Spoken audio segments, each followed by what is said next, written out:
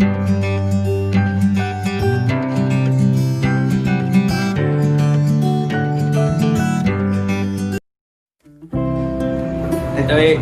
assalamualaikum warahmatullahi wabarakatuh. Kembali lagi di channel saya Ahmad Rojat. Kali ini saya ditemani dengan teman-teman kecil saya nih guys. Kenalin dulu dong, ini siapa namanya? Nama saya Hadi. Yes. Ini yang di sini sama siapa? Nama saya Teguh. Nah guys, jadi di video kali ini di ngobrol aja. Ini kebetulan adalah sosok travel juga nih. Waduh. Dia sama suka kopi dan senja ya kan? Oh, senja ya. Tapi bukan anak indie, bukan. Nih, kenapa sih Adi sih suka banget sama yang namanya senja-senja sama kopi itu kenapa sih? Jadi awalnya tuh gini. Iya.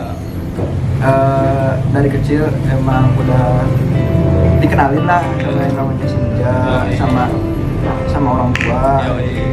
Waktu dulu tuh pertama banget suka senja tuh gara-gara pernah main ke Danau Situ Patok. Danau Situ Patok yang tepatnya di Cirebon, guys. Di Mutu. Rekomendasi ya. Iya. Pokoknya buat yang pengen senja-senjaan boleh banget tuh. Iya. Tapi posisinya di atas, bukan yang turun ke danaunya, view atas. Nah itu lebih bagus. Gara-garanya di situ akhirnya kecanduan. Itu tuh waktu SD kalau nggak salah. Itu sudah mulai suka nih yang dulu kan nggak ada senja nih, Nggak ada indie, Ya, bukan nggak ada dulu. senja. Parah. Nggak ada indie kan? Nggak ada indie, belum ada. Hadi jadi Indie itu baru berapa tahun ke belakang? Dua tahunan ke belakang. tahunan lah. Udah booming lu nanti. Terus SMP udah agak sering. Sama kayak kalau ke danau yang Situ Patok tuh kayak rutinitas ya. Setiap hari. Enggak setiap hari Oh, juga, iya. setiap bulan, Iya. Terus ke pelabuhan yang di Cirebon, Kejawanan. Jauh dari pantauan orang tua lah. Nah, Mainnya agak jauh tuh baru. nah kalau sebelum kan SMP, SD, SMA palingnya daerah Kuningan, daerah Cirebon paling. Nah, daerah Kuningan, Cirebon, Majalengka. Nah, sekarang kan udah kuliah nih. Nah, pasti kan apa sih namanya lingkungannya juga luas nih. Luas. Lumayan lah. Ya, kemana aja nih? Semenjak kuliah ya. Ini tuh berarti baru Santai setahun aja, guys. lebih ya, 2 Iya. tahun. Paling main ya sama sih karena emang saya sendiri punya target buat kayak ngedaki ke gunung-gunung yang ada di Jawa Barat dulu. Kenapa itu kok? Kenapa sih Jawa Barat nggak ke Jawa Tengah, Jawa Timur? Nah, kadang gini suka dengar pendaki lain gitu. Suka bilang kalau gunung-gunung di Jawa Barat tuh gak enak didaki. Kenapa sih? Katanya jelek, Iya. terus pendek. Iya. Nah, itu stigma yang nyebar di para pendaki, Iya. traveler tuh bilangnya, Jawa Barat mah gunungnya pendek-pendek, gak asik. Padahal nggak gitu. Kenyataannya. Kalau Guys. menurut saya ya, pas ngerasain kayak coba deh naik Gunung Manglayang aja. Gunung Manglayang berapa sih? 1800 mdpl lah, sekitar segitu. Tapi ternyata pas naik lumayan berat, lumayan curam. Apalagi yang via Baru-Berem. Iya. Tapi kalau nggak salah via Baru-Berem itu ilegal, Ilegal itu yang jauh ilegal. nggak resmi. Cuman emang berat di situ, ada 2 cabang jalur. Nanti di pos 3, pos 4 gitu baru ketemu yang itu. Terus lihat deh Cikuray. Ya, Cikuray, next di Wah, Cikuray nih. parah. Gimana nih? Gunung Cikuray kan kelihatannya nggak tinggi-tinggi banget nih. Iya, itu juga emang begitu sih, coy. 2800. Iya. Cuman ternyata berat ya. Dari atasnya gitu. Startnya tuh emang bawah banget, tapi kurang tahu ketinggiannya berapa. Cuman emang dari bawah itu waktu naik via Basecamp Kiara Janggot. Basecamp Kiara Janggot itu lumayan berat dan curam sih, parah curam. Iya. Saya belum pernah ke Gunung Cikuray sih, coy. Cikuray, cobain. Cikuray via Kiara Janggot ya. Kalau mau yang mantap, kerasa via Kiara Janggot. Kalau pemancar kurang lah. Nah pas Hadi itu kan pas gunung apa pertama tuh dari itu Manglayang. Kalau semenjak kuliah ya, Iya. semenjak kuliah. Terus yang menurut saya nih gunung yang paling nggak terlalu tinggi banget dan nggak terlalu rendah banget, gunung apa sih yang pernah didaki? Yang nggak rendah banget, nggak tinggi banget. Yang sedang lah menurut Adi kan bagi pemula-pemula yang mau naik nih. Pemula kayaknya lebih enak ke Gunung Burangrang. Burangrang. Gunung Burangrang Di mana itu? di Bandung juga. Di Bandung itu tuh masuknya desa apa ya? Balai Endah Kak, kalau nggak salah. Boleh iya. Jadi cuman emang di situ kayaknya ilegal ya. Jadi cuman bayar keluarga. Kalau waktu dulu saya nggak tahu sekarang ya. Nah itu tuh ketinggiannya lupa kalau nggak salah 2400-an. Itu tuh jalurnya enak. Waktu itu juga saya bawa temen yang emang dia belum pernah kedaki. Dia enjoy Ke gunung tersebut. ke Gunung Burangrang tuh nggak ngerasa capek atau ini jalurnya curam banget, itu enggak. Dia tuh ngerasa ya udah aja nyaman gitu, jalannya juga asik. Terus dari segi pemandangan dia bagus. Nah jadi bikin kayak ke pendakian awal-awal tuh buat pendaki awam bikin lagi gitu. Oh ternyata mendaki tuh enak gitu, jalur gak curam. Akhirnya udah tertanam tuh, seneng, akhirnya candu bisa.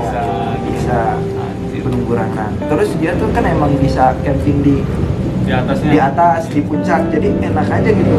Jadi nanti besok nih bangun pagi tuh nggak harus sambil tek, nggak harus apa ya, tinggal buka tenda pemandangan. Tapi kalau pas ngecamp di atas itu apakah aman gak sih sebenarnya buat para pemula itu? Kalau secara dilihat dari ketinggian aman ya? Aman ya? Aman, soalnya dia kan ketinggiannya nggak terlalu tinggi, di bawah 3000, di 2000-an.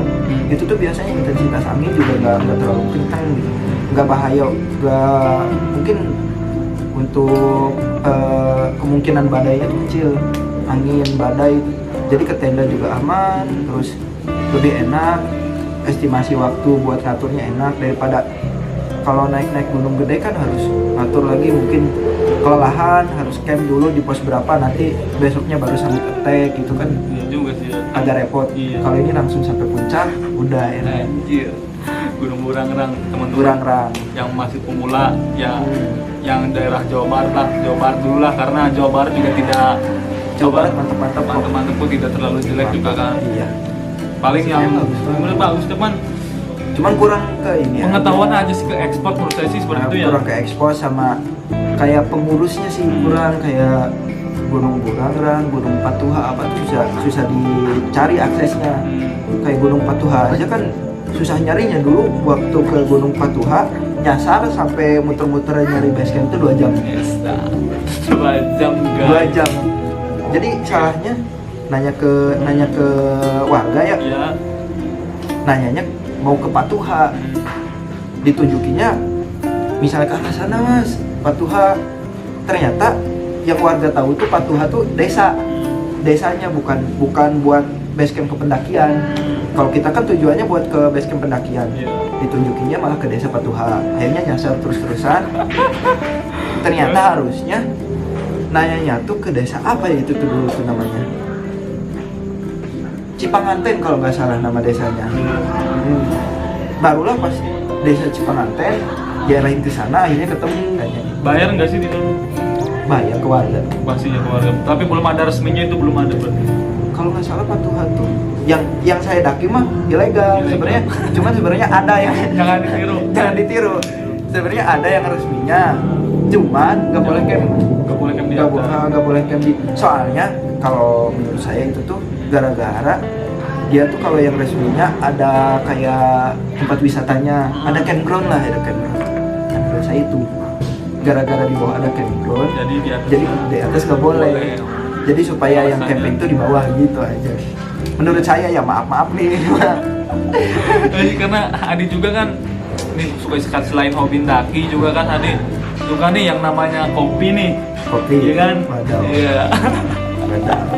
Kopi-kopi nih Adi juga suka guys. Nah, apa sih biasa yang standar setiap orang tuh, apa sih kopi apa sih? Kopi yang di kafe-kafe itu sekarang kebanyakan kopi susu ya. Kopi susu yang hits lah, kopi susu yang di dalam cup yang tulisannya lama, biasanya kayak gitu. Iya. Itu supaya kenapa sih, supaya ngetren atau apa sih? Ya itu sih kayak lifestyle sih sekarang kopi. Ya.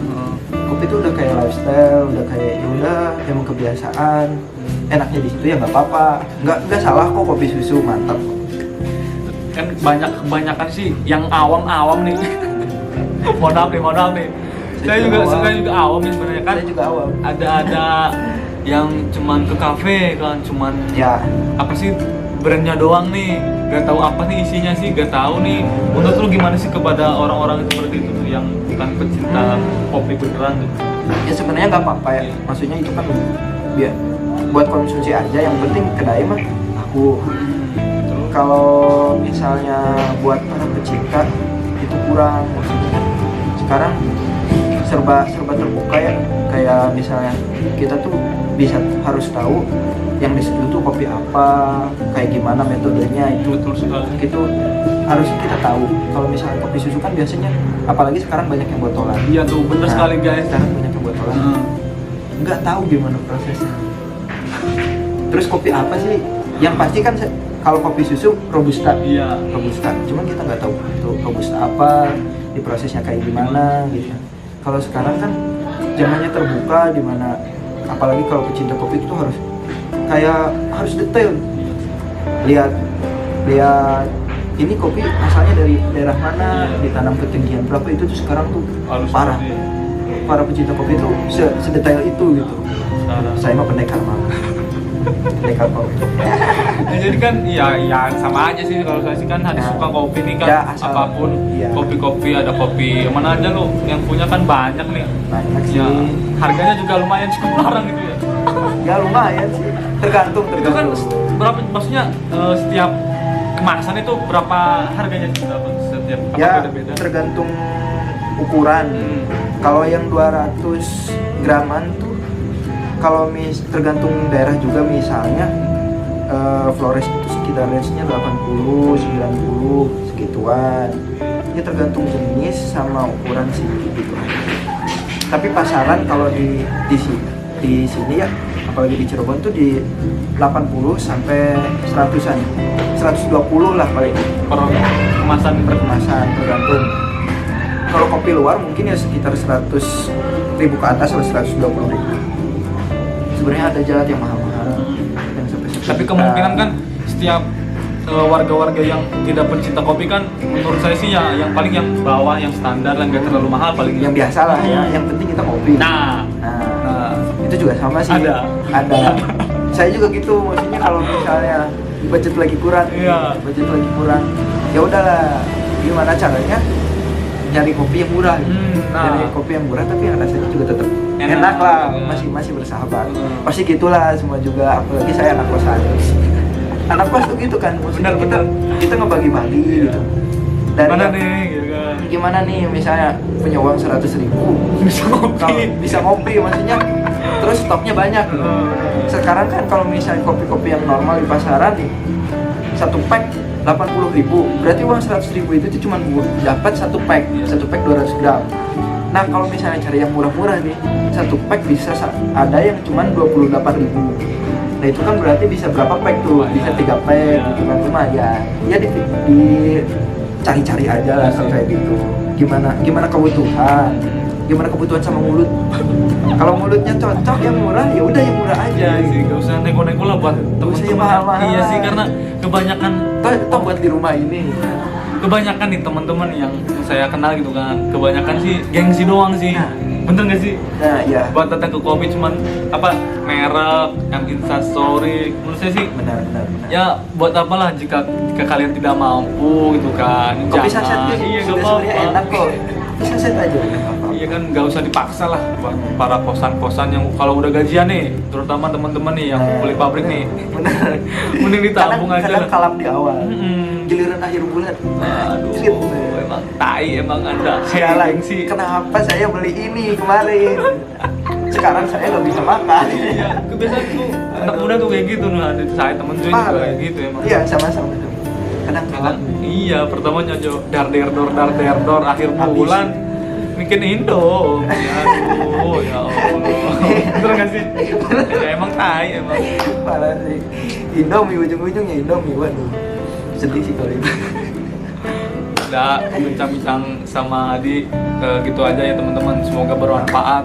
semuanya jangan lupa like, comment, dan subscribe. Nanti juga saya cantumin Instagramnya di deskripsi di bawah ini. Di follow. See you next time. Assalamualaikum warahmatullahi wabarakatuh. Mantap.